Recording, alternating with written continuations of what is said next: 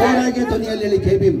ತಮಗೆಲ್ಲ ಗೊತ್ತೇ ಇದ್ದಂಗೆ 2014 ಕೇಂದ್ರದಲ್ಲಿ ಬಿಜೆಪಿ ಸರ್ಕಾರ ಬಂದಾದ್ಮೇಲೆ ನಮ್ಮ ರಾಜ್ಯದವರೇ ಒಬ್ರು ಕೇಂದ್ರದ ಮಂತ್ರಿ ಆಗಿದ್ರು, ಅನಂತ್ ಕುಮಾರ್ ಹೆಗಡೆ ಅಂತ.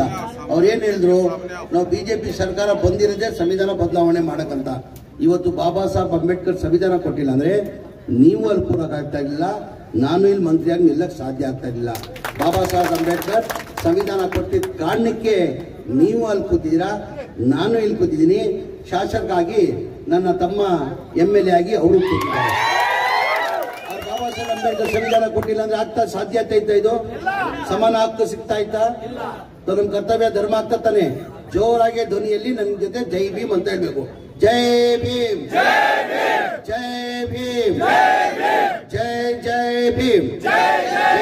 ಆಸೀನಿರುವ ನಮ್ಮ ಪಕ್ಷದ ಮುಖಂಡರು, ನನ್ನ ತಮ್ಮ ಆದಂತ ಶಾಸಕರಾದಂತ ಯಾಸೀರ್ ಖಾನ್ ಪಠಾಣ್ ಅವರೇ, ಇನ್ನೊಬ್ರು ಆತ್ಮೀಯ ಆದಂತ ನಮ್ಮ ಪಕ್ಷದ ಮುಖಂಡರಾದಂತ ಅಲಾವುದ್ದೀನ್ ಅವರೇ, ಇನ್ನೊಬ್ರು ನನ್ನ ಪಕ್ಷದ ಮುಖಂಡರು, ನನ್ನ ಆತ್ಮೀಯ ಆದಂತ ಹುಬ್ಳಿ ಜಿಲ್ಲಾ ಅಧ್ಯಕ್ಷರಾದಂತ ಅಲ್ತಾಫ್ ಅಡ್ಡೂರ್ ಅವರೇ, ಗೌಸ್ ಖಾನ್ ಅವರೇ, ಮೌಲಾನಾ ಅವರೇ, ಖತೀಬ್ ಅವರೇ, MJ ಅಂದ್ರೆ ಏನಪ್ಪ, ಮುಲ್ಲಾಜಿ ಅವರೇ, ಇಲ್ಲಿ ಆಗಮಿಸಿರುವ ಎಲ್ಲ ನಮ್ಮ ಪಕ್ಷದ ಕಾರ್ಯಕರ್ತರೆ, ಇವತ್ತು ಬಹಳ ಸಂತೋಷ ಖುಷಿಯನ್ನ ತಂದಿದೆ. ಉಪಚುನಾವಣೆಯಲ್ಲಿ ನಾನು ಪ್ರಚಾರಕ್ಕೋಸ್ಕರ ಒಂದು 6-7 ದಿನ ನಾನು ಇಲ್ಲೇ ಇದ್ದೆ. ಇಲ್ಲೇ ಇರುವಾಗ ಅಷ್ಟು ನಮ್ಮ ಎಲ್ಲ ನಿರೀಕ್ಷೆ ಇರಲಿಲ್ಲ. ಪಠಾಣ್ ಅವರು ಗೆಲ್ತಾರಂತ ನಿರೀಕ್ಷೆ ಇತ್ತು, ಇಷ್ಟು ಹಂತದಲ್ಲಿ ಗೆಲ್ತಾರಂತ ನಮ್ಮ ವಿಶ್ವಾಸ ಇಲ್ಲ. ತಮ್ಮೆಲ್ಲ ದುಡಿಮೆಯಿಂದ ಇವತ್ತು ನನ್ನ ತಮ್ಮ ಇವತ್ತು ಶಾಸಕರಾಗಿ ಆಯ್ಕೆಯಾಗಿ ಇಲ್ಲಿ ಕೂತಿದ್ದಾರೆ. ಅದು ನಿಮ್ಮಿಂದ ಅಂತ ಹೇಳಕ್ ಬಯಸ್ತಾ ಇದ್ದೀನಿ. ಅದ್ರ ಜೊತೆಯಲ್ಲಿ MLA ಮೊದಲೇ ಬಾರಿ MLA ಆಗಿದ್ದಾರೆ. ನನಗೆ ಏನಪ್ಪ ಇವನು ಮೊದಲೇ ಬಾರಿ MLA ಆಗಿ ನಮ್ಮನ್ನೆಲ್ಲ ಓವರ್ಟೇಕ್ ಮಾಡ್ತಾವನಂತ ನಮ್ಮ ಅನಿಸ್ತಾ ಇದೆ. ಏನಂದ್ರೆ ಆ ಛಲ ಇದೆ ನೋಡಿ, ಎಲ್ಲರಿಗೂ ಬರಲ್ಲ. ಮೊದಲೇ ಬಾರಿ 2004 MLA ಆದೆ, ಇವತ್ತು 5ನೇ ಬಾರಿ MLA ಆಗಿದ್ದೀನಿ. ನಾವು ಸುಧಾರಿಸ್ಕೊಳ್ಳೋಕ್ಕೆ 2 ಟರ್ಮ್ ಬೇಕು ಕನಿಷ್ಠ, ಅರ್ಥ ಮಾಡ್ಕೊಳ್ಳೋಕ್ಕೆ. ಈ ಪಠಾಣ್ ಅವರು ನನ್ನ ಅನಿಸಿಕೆ ಉಪಚುನಾವಣೆ ಆಗಿ 5-6-7 ತಿಂಗಳಾಯ್ತು, ಈಗ 6 ತಿಂಗಳಾಯ್ತು. ನನ್ನ ಅನಿಸಿಕೆ ಸಿಕ್ಕವಂಗೆ ಅವ್ರು ಮಾಡಿರೋದು ಅಭಿವೃದ್ಧಿ ಕೆಲಸ 50 ವರ್ಷದಲ್ಲಿ ಅಭಿವೃದ್ಧಿ ಕೆಲಸ ಆಗದೇ ಇರೋದು ಒಂದು 7 ತಿಂಗಳಲ್ಲಿ ಅಭಿವೃದ್ಧಿ ಕೆಲಸನ ಮಾಡಿದ್ದಾರೆ. ನಾನು ನೋಡ್ತಾ ಇರ್ತೀನಿ, ಎಲ್ಲ ಇಲಾಖೆ ಸಂಬಂಧಪಟ್ಟ ಮಂತ್ರಿಗಳ ಜೊತೆ ಹೋಗಿ ಕಾಲು ಕೈ ನೋವು ಬಿದ್ದಿ ಏನಾರ ಮಾಡಿ ಅನುದಾನ ತನಕ್ಕೆ ಪ್ರಯತ್ನ ಮಾಡ್ತಾರೆ. ನನ್ನ ಅನಿಸಿಕೆ ನೀರಿನ ಸಮಸ್ಯೆ ಇತ್ತು, ಕೆರೆ ತುಂಬ ಸಮಸ್ಯೆ, ಕೆರೆ ತುಂಬ ಸಮಸ್ಯೆ ಬಹಳ ವರ್ಷದಿಂದ ಈ ಜನಗಳಲ್ಲಿ ಒಂದು ಕನಸಿತ್ತು.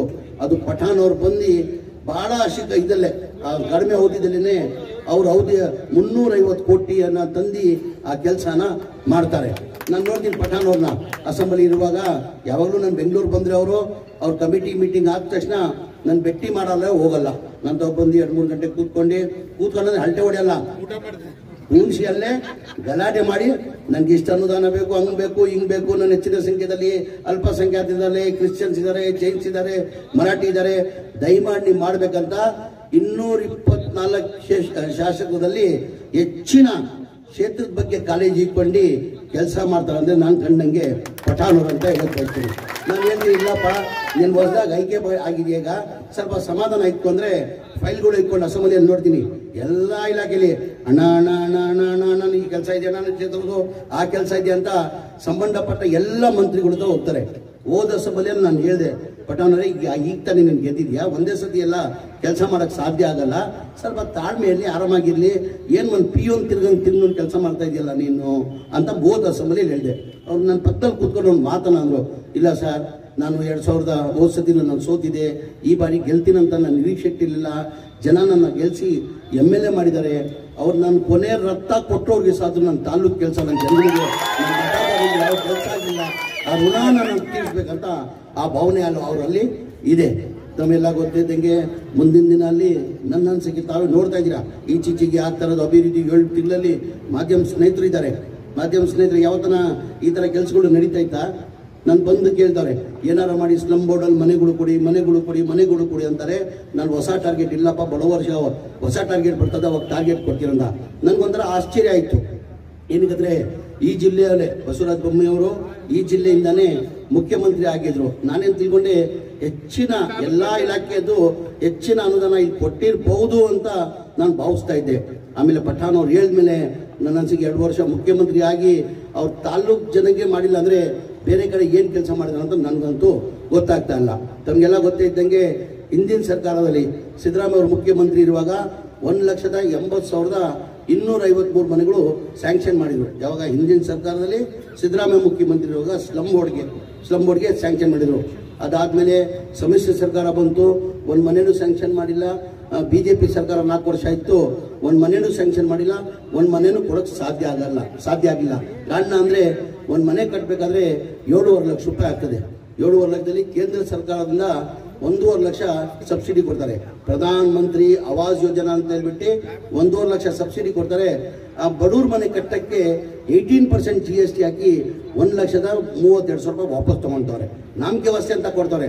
ನಾನು ಬಿಜೆಪಿ ಸ್ನೇಹಿತರಿಗೆ ಸದನದಲ್ಲಿ ಹೇಳಿದೆ, ಮನವಿ ಮಾಡಿಕೊಂಡೆ, ಬಿಜೆಪಿ ಸರ್ಕಾರ ನಿಮ್ಮ ಸರ್ಕಾರ ನಡೆದು ದಯಮಾಡಿ ಪ್ರಧಾನಮಂತ್ರಿಗಳು ಹೇಳಿ ಈ ಬಡವ್ರ ಮನೆಗೆ GST ಹಾಕೋದು ಬೇಡ, GST ಇದು ಮಾಡೋ ಸಂಖ್ಯೆಯಲ್ಲಿ ಅಂತ ಹೇಳ್ಬಿಟ್ಟು ನಾನು ಬಿಜೆಪಿ ಸ್ನೇಹಿತರಿಗೆ ಬಹಳ ಸತಿ ಹೇಳಿದ್ದೀನಿ. ಅವ್ರ ಬಡವ್ರ ಬಗ್ಗೆ ಕಾಳಜಿ ಇದ್ರೆ ತಾನೆ. ಈಗ ಬಡವ್ರ ಮನೆಗೆ GST ಹಾಕೋದೇನ್ರಿ? ನಾಮಕೆ ವ್ಯವಸ್ಥೆ ಕೊಡ್ತವ್ರೆ. 1.5 ಲಕ್ಷ ಪ್ರಧಾನ ಮಂತ್ರಿ ಆವಾಸ್ ಯೋಜನೆ ಅಂತ ಕೊಡ್ತವ್ರೆ. ಹಿಂದಿಂದ ಏನ್ ಮಾಡ್ತಾವ್ರೆ, 1,32,000 ರೂಪಾಯಿ ವಾಪಸ್ ತಗೊಂತವ್ರೆ. ಆ ಕಾರಣಕ್ಕೆ GST ಹಾಕಿದ ಕಾರಣಕ್ಕೆ ಮನೆ ಕಾಸ್ಟ್ ಬಂದು 7.5 ಲಕ್ಷ ರೂಪಾಯಿ ಆಗಿದೆ. ಅದ್ರಲ್ಲಿ ಕೇಂದ್ರ ಸರ್ಕಾರದಿಂದ 1.5 ಲಕ್ಷ ಕೊಡ್ತಾರೆ, ರಾಜ್ಯ ಸರ್ಕಾರದಿಂದ SC SC ಇದ್ರೆ 2 ಲಕ್ಷ ಕೊಡ್ತಾರೆ, ಜನರಲ್ಗೆ 1.5 ಲಕ್ಷ, ಅವರೇ ತಗೊಂಡ್ರೆ 3 ಲಕ್ಷ. ಟೋಟಲ್ 7.5 ಲಕ್ಷದಲ್ಲಿ 3 ಲಕ್ಷ ಹೋದ್ರೆ ಎಷ್ಟು ಉಳಿತು? 4.5 ಲಕ್ಷ ತಾನೆ. 4.5 ಲಕ್ಷ ಬಡವರು ಎಲ್ಲಿಂದ ಕಟ್ಟಕ್ಕೆ ಸಾಧ್ಯ? ನಮ್ಮ ಸರ್ಕಾರ ಬಂದಾದ್ಮೇಲೆ, ಮನೆ ಸಿದ್ದರಾಮಯ್ಯ ಅವರು ಮುಖ್ಯಮಂತ್ರಿ ಆದ್ಮೇಲೆ ನನ್ನ ಗಮನಕ್ಕೆ ಬಂತು ಈ ತರ ಸರ್. ಹಿಂದಿನ ಸರ್ಕಾರದಲ್ಲೇ ಸಿದ್ದರಾಮಯ್ಯ ಅವರು ಮುಖ್ಯಮಂತ್ರಿ ಇರುವಾಗ ಈ ಮನೆಗಳು ಸ್ಯಾಂಕ್ಷನ್ ಆಗಿದ್ದು, ಅದಾದ್ಮೇಲೆ ಒಂದು ಮನೇನು ಸ್ಯಾಂಕ್ಷನ್ ಮಾಡಿಲ್ಲ, ಒಂದು ಮನೇನು ಕೊಡಕ್ಕೆ ಸಾಧ್ಯ ಆಗ್ಲಿಲ್ಲ ಅಂತ ಹೇಳ್ಬಿಟ್ಟು ನನಗೆ ಗಮನಕ್ಕೆ ಬಂದಾದ್ಮೇಲೆ ನಾನು ಹೆಂಗಪ್ಪ ಮನೆ ಮುಖ್ಯಮಂತ್ರಿಗಳಿಗೆ ಹೇಳೋದು. ನಮಗೆಲ್ಲ ಗೊತ್ತಿದ್ದಂಗೆ ಚುನಾವಣೆ ಟೈಮಲ್ಲಿ 5 ಗ್ಯಾರಂಟಿಯನ್ನು ನಾವು ಘೋಷಣೆ ಮಾಡಿದ್ವಿ. ಹೌದ್ ತಾನೆ? ಮನೆಗೆ 2,000 ರೂಪಾಯಿ, ಹೆಣ್ಮಕ್ಳಿಗೆ ಯಜಮಾನಿಗೆ 2,000 ರೂಪಾಯಿ ಕೊಡ್ತೀವಿ, 5 kg ಅಕ್ಕಿ ಇದ್ದಿದ್ದು 10 kg ಕೊಡ್ತೀವಿ. ಎಲ್ಲ ನಮ್ಮ ತಾಯಿಂದ್ರು ಇಡೀ ಕರ್ನಾಟಕದಲ್ಲಿ ಹೇಳ್ಬೇಕಾದ್ರೆ ಬಸ್ಸಲ್ಲಿ ಫ್ರೀ ಅಡ್ಡಾಡ್ಬೋದು. 200 ಯೂನಿಟ್ವರೆಗೂ ಕರೆಂಟ್ ಫ್ರೀ ಕೊಡ್ತೀವಿ. ಅದ್ರ ಜೊತೆಲಿ ಡಿಪ್ಲೊಮಾ ಹೋಲ್ಡರ್ಗೆ 3,000 ಇಂದ 1,500 ಕೊಡ್ತೀವಿ ಅಂತ ನಾವು ಘೋಷಣೆ ಮಾಡಿದ್ವಿ. ಇದೇ ವಿರೋಧ ಪಕ್ಷದವ್ರು ಏನಂದ್ರು, ಇಲ್ಲ ಈ ಗ್ಯಾರಂಟಿಗಳು ಕೊಡಕ್ಕೆ ಸಾಧ್ಯ ಆಗಲ್ಲ, ಈ ಗ್ಯಾರಂಟಿಗಳು ಕೊಡಬೇಕಾದ್ರೆ ಕನಿಷ್ಠ 55,000 ಇಂದ 60,000 ಕೋಟಿ ಆಗ್ತದೆ, ಇವ್ರು ಬರೀ ರಾಜಕೀಯ ಭಾಷಣ ಮಾಡಿದ್ದಾರೆ, ಈ ಗ್ಯಾರಂಟಿಗಳು ಕೊಡಕ್ಕೆ ಸಾಧ್ಯ ಆಗಲ್ಲ ಅಂದ್ರು. ನಮ್ಮ ಸರ್ಕಾರ ಬಂದು 1 ತಿಂಗಳಲ್ಲಿ ಮನೆ ಸಿದ್ದರಾಮಯ್ಯ ಮುಖ್ಯಮಂತ್ರಿ ಆದ್ಮೇಲೆ 1 ತಿಂಗಳಲ್ಲಿ ಗ್ಯಾರಂಟಿಯನ್ನು ಜಾರಿ ಮಾಡಿದ್ದೀವಿ. 1 ತಿಂಗಳಲ್ಲಿ ಈ ಗ್ಯಾರಂಟಿಯನ್ನು ಜಾರಿ ಮಾಡಿದ್ವಿ. ಇದು 6ನೇ ಗ್ಯಾರಂಟಿ ಅಂತ ಹೇಳಕ್ ಬೋಸ್ತಾ ಇದ್ದೀನಿ. ನಾನೇನು ಮನೆಗಳಿಗೆ ಮಾತಾಡ್ತಾ ಇದ್ದಿಲ್ಲ. ನಾವು ಚುನಾವಣೆ ಟೈಮಲ್ಲಿ ಘೋಷಣೆ ಮಾಡಿಲ್ಲ, 5 ಗ್ಯಾರಂಟಿ ಬಿಟ್ಟು ಘೋಷಣೆ ಮಾಡಿಲ್ಲ. ಬಡವ್ರ ಮನೆಗೆ ಫ್ರೀ ಕೊಡ್ತೀವಿ ಅಂತ ನಾವು ಘೋಷಣೆ ಮಾಡಿರಲಿಲ್ಲ. ನಾನು ಇದು 6ನೇ ಗ್ಯಾರಂಟಿ ಅಂತೀನಿ. ಅಂದ್ರೆ ಬಿಜೆಪಿಗೆ ಕಾಂಗ್ರೆಸ್ಗೆ ವ್ಯತ್ಯಾಸ ನಿಮ್ಗೆ ಎಷ್ಟಿದೆ ಅಂತ ತಾವು ಅರ್ಥ ಮಾಡ್ಕೊಳ್ಬೇಕಾಗ್ತದೆ. ತಮ್ಗೆ ಹೇಳ್ದಂಗೆ ಬೆನಿಫಿಷಿಯರಿ ಪೇಮೆಂಟ್ ಕೊಡಕ್ಕೆ ಸಾಧ್ಯ ಆಗಲ್ಲ. ಆ ಕಾರಣಕ್ಕೆ ಬೆನಿಫಿಷಿಯರಿ ಪೇಮೆಂಟ್ ಬರಬೇಕಾಗಿತ್ತು 7,500 ಕೋಟಿ 7,400 ಕೋಟಿ ಬರಬೇಕಾಗಿತ್ತು. ಬರೇ 310 ಕೋಟಿ ಬಂದಿತ್ತು. ಯಾರೋ 5,000 ಕೊಟ್ಟವ್ರೆ, ಯಾರೋ 15,000, ಯಾರೋ 20,000. ಆದ್ಮೇಲೆ ಬಡವ್ರು ಕೊಡಕ್ಕೆ ಸಾಧ್ಯ ಆಗಲ್ಲ. ಏನಕ್ಕೆ ಎಲ್ಲಿಂದ ತರ್ತಾರೆ ದುಡ್ಡು? ಆ ಕಾರಣಕ್ಕೆ ಮನೆಗಳು ಕಂಪ್ಲೀಟ್ ಆಗಲಿಲ್ಲ. ನಮ್ಮ ಗಮನಕ್ಕೆ ಬಂದಾದ್ಮೇಲೆ ನಾನು ಹೆಂಗೊಬ್ಬ ಮನೆ ಮುಖ್ಯಮಂತ್ರಿ ಗಮನಕ್ಕೆ ತರದಿದ್ದು. ಏನಕ್ಕಂದ್ರೆ ಈ ಗ್ಯಾರಂಟಿಗಳಿಗೆ ಕನಿಷ್ಠ 55,000 ಇಂದ 60,000 ಕೋಟಿ ಆಗ್ತದೆ. ಇದು 7,500. ಇದು ಒಂದೆಲ್ಲ 7,500. ಇದು ಸ್ಲಮ್ ಬೋರ್ಡ್ದು. ಅದೇ ತರ ರಾಜೀವ್ ಗಾಂಧಿ ಸ್ಕೀಮ್ ಅಂತ ಇದೆ, ಆಸ್ಟ್ರಿಯಾ ಸ್ಕೀಮ್. ಅದು 47,860. ಒಟ್ಟಾಗಿ 2,30,000 ಮನೆಗಳು ಅನ್ಕಂಪ್ಲೀಟ್ ಇತ್ತು, ಜನ ಬೀದಿಯಲ್ಲಿದ್ರು. ಟೋಟಲ್ ಬೆನಿಫಿಷಿಯರಿ ಪೇಮೆಂಟ್ ಬರಬೇಕಾಗಿತ್ತು ಸ್ಲಮ್ ಬೋರ್ಡ್ಗೂ ಮತ್ತೆ ರಾಜೀವ್ ಗಾಂಧಿಗೆ 9,500 ಕೋಟಿ ಬರಬೇಕಾಗಿತ್ತು. ಬರೇ 310 ಕೋಟಿ ಬಂದಿತ್ತು. ನನ್ನ ಗಮನಕ್ಕೆ ಬಂದಾದ್ಮೇಲೆ ಮನೆ ಮುಖ್ಯಮಂತ್ರಿ ಗಮನಕ್ಕೆ ಹೆಂಗಪ್ಪ ತರೋದು? ಏನಕ್ಕಂದ್ರೆ ಈ ಗ್ಯಾರಂಟಿಗಳಿಗೆ 55,000 ಇಂದ 60,000 ಕೋಟಿ ಆಗ್ತದೆ, ಮುಖ್ಯಮಂತ್ರಿಗಳು ಬೈದ್ಗಿದ್ ಬಿಡ್ತಾರ ಅಂತ ಹೇಳ್ಬಿಟ್ಟು ಧೈರ್ಯ ಮಾಡಿ ಮನೆ ಮುಖ್ಯಮಂತ್ರಿ ಗಮನಕ್ಕೆ ತಂದೆ ನಾನು. ಸರ್, ಹಿಂದಿನ ಸರ್ಕಾರದಲ್ಲಿ ತಾವೇ ಮುಖ್ಯಮಂತ್ರಿ ಇರುವಾಗ ಈ ಮನೆಗಳು ಸ್ಯಾಂಕ್ಷನ್ ಮಾಡಿದ್ದು, ಅದಾದ್ಮೇಲೆ ಒಂದು ಮನೆನೂ ಸ್ಯಾಂಕ್ಷನ್ ಮಾಡಿಲ್ಲ, ಒಂದು ಮನೆನೂ ಕೊಡಕ್ಕೆ ಸಾಧ್ಯ ಆಗಿಲ್ಲ, ಜನ ಬೀದಿಯಲ್ಲಿದ್ದಾರೆ ಸರ್ ಅಂತ ಮನೆ ಮುಖ್ಯಮಂತ್ರಿ ಗಮನಕ್ಕೆ ತಂದೆ. ಮನೆ ಮುಖ್ಯಮಂತ್ರಿಗಳು 2-3 ರಿವ್ಯೂ ಮೀಟಿಂಗ್ ಮಾಡಿ ನೀನು ಹೇಳ್ತಾರ ಸತ್ಯ ಆಗೋಣ, ಬಡವರು ದುಡ್ಡು ಕಟ್ಟಕ್ಕೆ ಸಾಧ್ಯ ಆಗಲ್ಲ, ಅದೆಷ್ಟೆಲ್ಲ ಕಷ್ಟ ತೊಂದರೆ ಆಗಲಿ ಆ ದುಡ್ಡು ಸರ್ಕಾರ ವತಿಯಿಂದ ನಾನು ಕೊಡ್ತೀನಿ, 26 ಡಿಸೆಂಬರ್ ಒಳಗಡೆ ಏನಾರ ಕಷ್ಟ ಆಗಲಿ ನಾನು ದುಡ್ಡು ಕೊಡ್ತೀನಿ, ಈ ಮನೆಗಳು ಕಂಪ್ಲೀಟ್ ಮಾಡಿ ಕೊಡ್ಬೇಕಂತ ಮನೆ ಮುಖ್ಯಮಂತ್ರಿಗಳು ಸೂಚನೆಯನ್ನು ಕೊಟ್ಟು 2024 ಕ್ಯಾಬಿನೆಟ್ ತಂದು ಅಪ್ರೂವ್ ಮಾಡಿ 500 ಕೋಟಿ ನಮ್ಮ ಸ್ಲಮ್ ಬೋರ್ಡ್ಗೆ ಬಿಡುಗಡೆ ಮಾಡಿದ್ರು. ನಾವು 36,789 ಮನೆಗಳು ಕೊಟ್ವಿ. ಏನಕ್ಕೆ ಬಿಜೆಪಿ ಅವ್ರು ಕೊಡೋಕೆ ಸಾಧ್ಯ ಆಗಿಲ್ಲ? ಬಡವ್ರ ಬಗ್ಗೆ ಅವ್ರ ಕಾಳಜಿ ಇಲ್ವಾ? ಬರೀ ಕಾಂಗ್ರೆಸ್ ಪಕ್ಷಕ್ಕೆ ಮಾತ್ರ, ಸಿದ್ದರಾಮಯ್ಯ ಮಾತ್ರ ಬಡವ್ರ ಬಗ್ಗೆ ಕಾಳಜಿ ಅವ್ರಿಗೂ ಇರಬೇಕಾಗಿತ್ತಾನೆ. ಬಡವ್ರ ಬಗ್ಗೆ ಕಾಳಜಿ ಇದ್ರೆ ಅವರು ಮಾಡ್ಬೋದಾಗಿದ್ದಾನೆ. ಅವ್ರ ಗ್ಯಾರಂಟಿನೂ ಇಲ್ಲ, ಏನೂ ಇರಲಿಲ್ಲ. ಈಗ ಬಿಜೆಪಿ ಸ್ನೇಹಿತರು ಹೇಳ್ತಾರೆ ದಿವಾಳಿ ಆಗ್ಬಿಟ್ಟಿದೆ ಕಾಂಗ್ರೆಸ್ ಸರ್ಕಾರ, ಗ್ಯಾರಂಟಿಗಳು ಕೊಟ್ಟು. ಏ ಸ್ವಾಮಿ, ಈಗ ದಿವಾಳಿ ಆಗಿದ್ರೆ ಕಾಂಗ್ರೆಸ್ ದಿವಾಳಿ ಆಗಿದ್ರೆ ಸರ್ಕಾರ, ಇದು 9 ಸಾವಿರ ಕೋಟಿ ಹೆಂಗ್ ಒಪ್ಕೊಂತ ಇದ್ರು? ನಿಮ್ ಕಾಲದಲ್ಲಿ ಯಾವ ಗ್ಯಾರಂಟಿನೂ ಇರಲಿಲ್ಲ. ಅವ್ರ ಕಾಲದಲ್ಲಿ ಗ್ಯಾರಂಟಿಗಳು ಇತ್ತಾ? ಕೊಡ್ಬೋದಾಗಿತ್ತಾನೆ. ನೀವು ಗ್ಯಾರಂಟಿಗಳು ಮಧ್ಯದಲ್ಲಿ ಬಡವ್ರ ಬಗ್ಗೆ ಕಾಳಜಿ ಇದ್ದಿದ್ದ ಕಾರಣಕ್ಕೆ ಇವತ್ತು ಮಾನ್ಯ ಸಿದ್ದರಾಮಯ್ಯ ಅವರು 9 ಸಾವಿರ ಕೋಟಿ ಕೊಡ್ತೀನಿ ಮನೆಗಳು ಕೊಡು ಅಂತ ಹೇಳಿದಕ್ಕೆ ಹೋದ ವರ್ಷ ಬಂದ್ರೆ ಏನಕ್ಕಂದ್ರೆ ನಾವು ಒಂದು ಮೆಸೇಜ್ ಕೊಡ್ಬೇಕಾಗ್ತದೆ.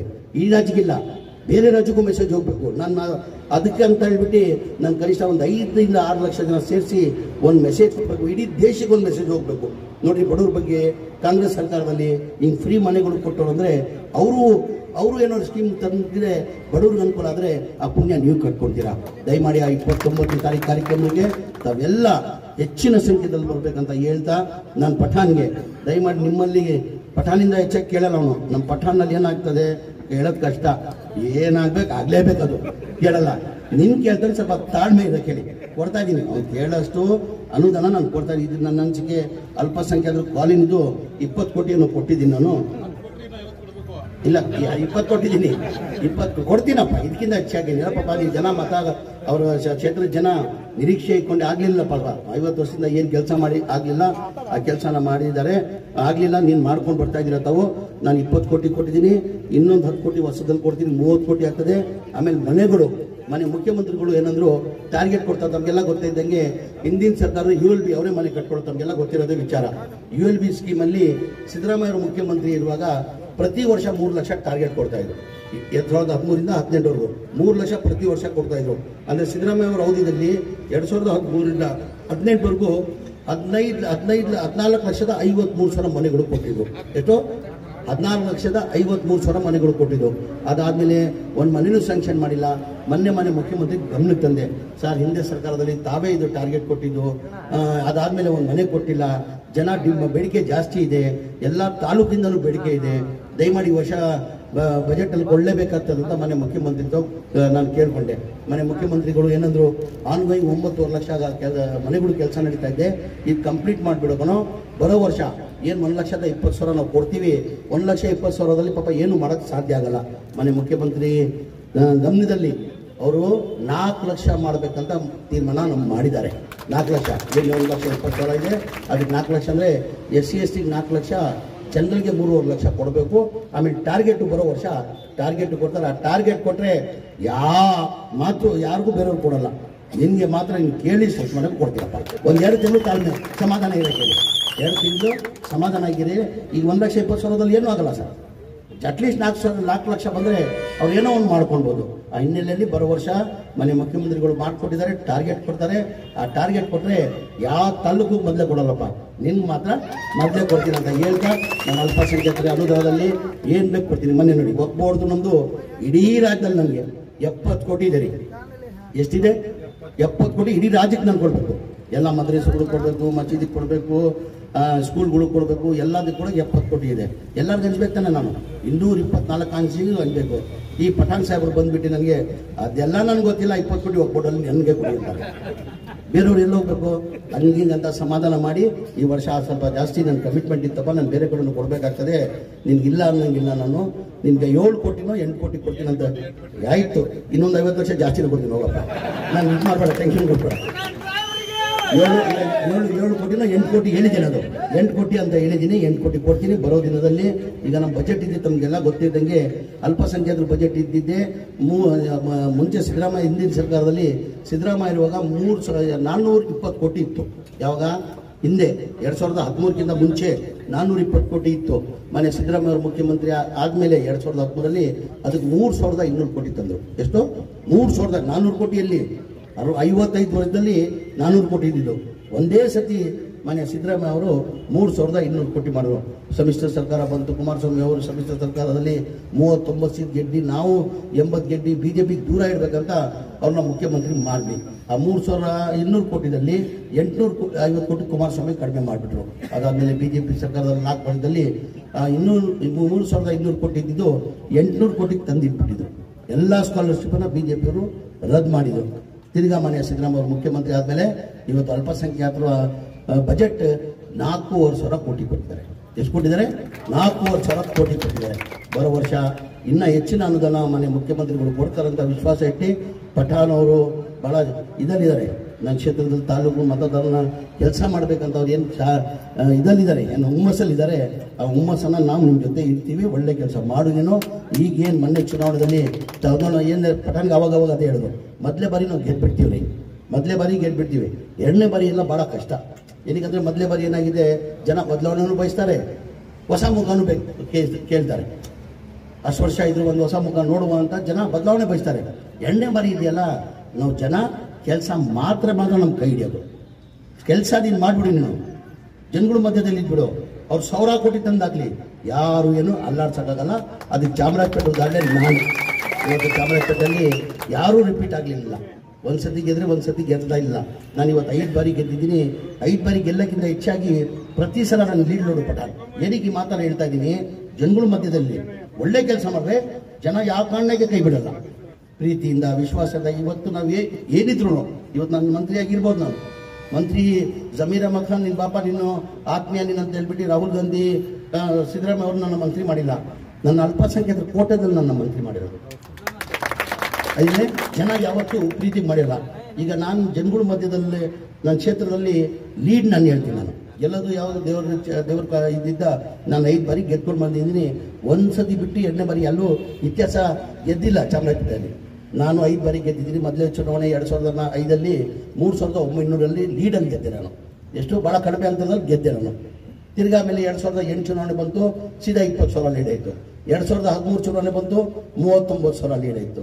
2018 ಚುನಾವಣೆ ಬಂತು, 41,000 ಚುನಾವಣೆ ಆಯಿತು. ಮೊನ್ನೆ ಚುನಾವಣೆಯಲ್ಲಿ ಭಾಳ ಜನ ಗೆಲ್ಲಕ್ಕೆ ಇಲ್ಲ ಅಂದರು, ನೋಡಿರ್ಬೋದು ನೀವು. ಭಾಳ ಜನ ಇಲ್ಲ ಗೆಲ್ಲಲ್ಲ, ಅದು ನಮ್ಮ ಚಾಮರಾಜಪೇಟೆ ಈದ್ಗೆ ಮೈದಾನಲ್ಲಿ ಹಿಂಗೆ ಗಣೇಶ ಕೂಡ್ಸಕ್ಕೊಡ್ಸಿಲ್ಲ, ಇನ್ನು ಹಿಂದೂ ವಿರೋಧಿ ಏನೇನೋ ಎಬ್ಬರಿಸ್ಬಿಟ್ರು. ನನ್ನ ಮುಸಲ್ಮಾನಿಂದ ಹೆಚ್ಚಾಗಿ ನಾನು ಚಾಮರಾಜಪೇಟೆ ಕ್ಷೇತ್ರದಲ್ಲಿ ನನಗೆ ಗೊತ್ತಿದ್ದಾನೆ. ಚಾಮರಾಜಪೇಟೆ ಕ್ಷೇತ್ರದ ಮತದಾರರು ನನ್ನ ಬಗ್ಗೆ ಗೊತ್ತಿದೆ. ಅವ್ರು ಏನು ಹೇಳಿದ್ರು, ನಾವು ಹಿಂದೂ ಮುಸಲ್ಮಾನಿಗಿಂತ ಹೆಚ್ಚಾಗಿ ನಾನು ಹಿಂದೂಗಳನ್ನೇ ನನಗೆ ಓಟ್ ಕೊಡೋದು. ಮೊನ್ನೆ ಲೀಡ್ ಎಷ್ಟು ಐತೆ ಎಲ್ಲ ಗೆಲ್ಲಾದ್ರು. ಎಷ್ಟು ಲೀಡ್ ಐತೆ ನಂದು? 55,000 ಲೀಡ್ ಐತೆ. ಅಂದರೆ ನಾನು ಏನಾದ್ರು ಅರ್ಥ ಏನಂದರೆ ಪಠಾಣ್ ಅವ್ರಿಗೆ ಕಿವಿ ಮಾತು, ದಯಮಾಡಿ ಜನಗಳ ಮಧ್ಯದಲ್ಲಿ ಜನಗಳಿಗೆ ವಿಶ್ವಾಸ ತಗೊಳ್ಳಿ, ಪ್ರೀತಿಯಿಂದ ಮಾತಾಡಿ, ಅವ್ರು ಕೆಲಸ ಮಾಡ್ಕೊಳ್ಳಿ. ಯಾವ ಕಾರಣಕ್ಕೆ ಜನ ನಮ್ಮ ಕೈ ಬಿಡೋದು ಪ್ರಶ್ನೆನೇ ಬರಲ್ಲ. ಅದೇ ಅಂತ ಹೆಚ್ಚಿನ ಮಾತಾಡೋಕೆ ಹೋಗಲ್ಲ. ಏನಕ್ಕೆ ಬ್ಯಾಡಗಿದಲ್ಲಿ ಕಾರ್ಯಕ್ರಮ ಇದೆ. ನಾನು 7:30-8 ಗಂಟೆಗೆ ಬೆಂಗಳೂರಲ್ಲಿ ಇರೋ ಕಾರಣಕ್ಕೆ ನಾನು ಹೆಚ್ಚಾಗಿ ಮಾತಾಡಲ್ಲ. ಇನ್ನೊಂದು ಸತಿ ನಾನು ಸಭೆ ಮಾಡಬೇಕು. ಪಠಾಣ್ ಭಾಳ ಜನ ಇರ್ತಾ ಇದ್ದಾರೆ. 1-2 ದಿನ ನನಗೆ ಸಿಗ್ಗಂಗೆ ಎಲ್ಲ ಕಡೆ ನೀವು ಹೋಗ್ಬೇಕಾಗ್ತದೆ, ನೀವು ನನ್ನ ಜೊತೆ ಬರಬೇಕಂತ ಹೇಳಿದ್ದಾರೆ. ಈ ಕಾರ್ಯಕ್ರಮ ಮುಗಿಲಿ. ನವೆಂಬರ್ ಕಾರ್ಯಕ್ರಮ 29ನೇ ತಾರೀಕು ಮುಗಿದ್ರೆ ನಾನು ಡಿಸೆಂಬರ್ ಇಲ್ಲೋ ಜನವರಿಯಲ್ಲಿ ನಮ್ಮ ಸಿಗ್ಗಾಂವ್ ತಾಲೂಕಿಗೆ ಸಿಗ್ಗಾಂವ್, ಸವಣೂರು, ಬ್ಯಾಡಗಿ ಎಲ್ಲೆಲ್ಲಿ ಕರ್ಕೊಂಡು ಹೋಗ್ತೇವೆ ಹೋಗಪ್ಪ. ನಾನು 2 ದಿನ ಇಲ್ಲಿರ್ತೀನಿ. ನಾನು ಇಲ್ಲಿ ಜಿಲ್ಲಾ ಉಸ್ತುವಾರಿ ಮಂತ್ರಿ ಇದ್ದೆ. 2018 ನಾನು ಜಿಲ್ಲಾ ಉಸ್ತುವಾರಿ ಮಂತ್ರಿ. ಈಗ ನಾನು ಎಲ್ಲಿ ಜಿಲ್ಲೆಯಲ್ಲಿದ್ದೀನಿ, ವಿಜಯನಗರಲ್ಲೂ ಇದ್ದೀನಿ, ಬಳ್ಳಾರಿಯಲ್ಲಿದ್ದೀನಿ. ಅಂದರೆ ನನಗೆ ಈ ಜಿಲ್ಲೆಯ ಪ್ರೀತಿ ಕೊಟ್ಟಿದ್ದಿಲ್ಲ, ಎಲ್ಲೂ ಆ ಥರ ಪ್ರೀತಿ ನನಗೆ ಸಿಗಲಿಲ್ಲ. ನನಗೆ ಈಗ ಹಾವೇರಿ ಜಿಲ್ಲೆ ಉಸ್ತುವಾರಿ ಮಂತ್ರಿ ಏನಕ್ಕೆ ಸತ್ಯನ ಈಗ ಅವ್ರು ಬೇಜಾರು ಮಾಡ್ಕೊತಾರೆ. ಏನಣ್ಣ ನಾನು ನಿಮ್ಮ ಪ್ರೀತಿ ಕೊಡ್ತಿಲ್ಲ, ನೀವು ಭಾಷಣದಲ್ಲಿ ಹೇಳ್ಬಿಟ್ಟಿದ್ದೀರಾ ನೀವು ಅಂತ. ಹಂಗಿಲ್ಲ, ಅವರು ಕೊಡ್ತಾ ಇದ್ದಾರೆ. ಅವರು ಹೆಚ್ಚಿನ ಪ್ರೀತಿ ಕೊಡ್ತಾ ಇದ್ದಾರೆ. ವಿಜಯನಗರವು ಹೆಚ್ಚಿನ ಪ್ರೀತಿ ಕೊಡ್ತಾವ್ರೆ, ಬಳ್ಳಾರಿ ಜಿಲ್ಲೆಯವರು ಹೆಚ್ಚಿನ ಪ್ರೀತಿ ನನಗೆ ಕೊಡ್ತಾರೆ. ಅಂದರೆ ಇಲ್ಲಿ ಕೊಟ್ಟಷ್ಟು ಕೊಟ್ಟಿಲ್ಲ ಅಂತ ನಾನು ಹೇಳೋದು. ಪ್ರೀತಿ ಅಷ್ಟು ಕೊಟ್ಟಿದ್ದಾರೆ. ಮುಂದಿನ ದಿನ ಅಲ್ಲಿ ತಮಗೆಲ್ಲ ಒಳ್ಳೇದಾಗಲಿ. ನನ್ನ ಪಠಾಣ್ಗೆ ಹಾಗೆ ಭಗವಂತ ಇಷ್ಟೇ ಮಾಡೋದು. ಜನ ಭಾಳ ನಿರೀಕ್ಷೆ ಇಟ್ಕೊಂಡಿದ್ದಾರೆ ನಿಮ್ಮಿಂದ. ಒಳ್ಳೆ ಅಭಿವೃದ್ಧಿ ಕೆಲಸ ಮಾಡ್ಕೊಂಡು ಬರ್ತಾ ಇದ್ದೀರಾ. ಮುಂದೇನು ಆ ಭಗವಂತ ನಿಮಗೆ ಹೆಚ್ಚಿನ ಕೆಲಸ ಮಾಡೋದ ಶಕ್ತಿ ಕೊಡಲಿ ಅಂತ ಆ ಭಗವಂತನ ಪ್ರಾರ್ಥನೆ ಮಾಡಿ ನಾನು ಮಾತು ಮುಗಿಸ್ತೀನಿ. ಜೈ ಹಿಂದ್, ಜೈ ಕರ್ನಾಟಕ, ಜೈ ಕಾಂಗ್ರೆಸ್.